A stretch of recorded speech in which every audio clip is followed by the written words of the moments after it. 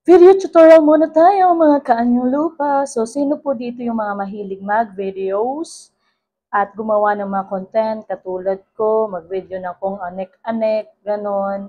So, ayun nga po pala, bumili po ako ng wireless microphone kasi nga hindi gaano klaro yung boses ko kapag ako ay naggagawa ng mga video. Matagal ko na gustong bumili, ang mahal-mahal ng mga nakikita ko. So, meron akong nakita sa Shopee na affordable siya. And mura lang po talaga, siguro nasa 300 plus lang. So, mga gustong bumili. So, ayan. Pero, hindi po pala siya ganun kadali i-set up. Noong unang pag-set up po, super hirap. Ngayon, papakita ko siya kung paano gawin para gumana. Para hindi naman masayang yung pera nyo. Ngayon, kailangan nyo pong i-connect ang iyong receiver sa iyong phone. Type-C po ito ha. And then, pumunta po kayo sa settings. And then, hanapin nyo lang po yung additional settings sa baba ng phone po ninyo. Makikita nyo po siya, click nyo po siya. Huwag nyo na pong tingnan yung kuko ko na sira yung cutic. So, ayan, OTG connection, i-on nyo lang po yan. And then, kapag nag-blink na po siya, ibig sabihin, for connecting na po siya. And then, kunin nyo po yung mic ng inyong receiver. And then, pindutin nyo po yung pinaka likod niya na parang ayan, yung on na yan. So, pindutin nyo po siya. And then, pag nag-on na po siya, magbiblink muna siya pag nagko-connecting pa. Pero kapag connected na siya, mag-stable na po yung light niya, kagaya niyan. Kapag ganyan po, ibig sabihin, okay na po siya.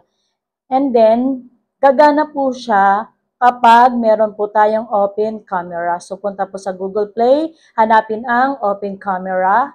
Kailangan po natin itong i-install para po gumana po ang ating biniling microphone. Install nyo lang po yan. And then, pagka-download po, ay i-open nyo lang po siya para matest po natin. So, akala nyo okay na, no? Hindi pa. So, ayan, i-okay nyo lang po yan. Ayan, while using the app, okay lang po yan. And then, pumunta po kayo sa pinakataas, yung settings. Makikita po nyo yung parang flower na yan.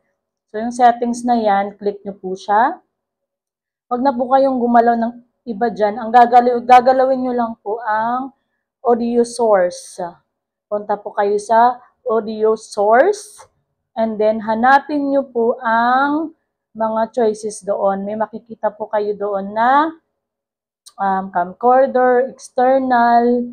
So, punta po kayo sa ayan, wag nyo na po yan galawin. So, pinindot-pindot ko lang kasi tiningnan ko.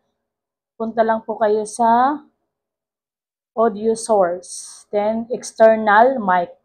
Para po gumana ang ating mic na binili. Click nyo lang po yan. And then, pwede nyo na po siyang ibalik. Then, testing nyo na po kung gumagana po siya. So, ayan. Hello. Makikita nyo naman na gumagana naman siya.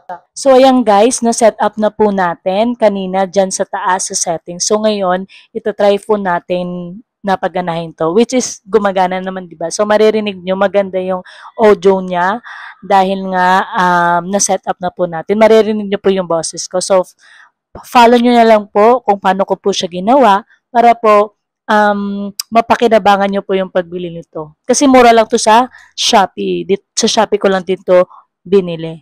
So, ayan, follow nyo na lang po para alam nyo po kung paano pong paganahin yung mic po na ito. So, yun lang po. Bye!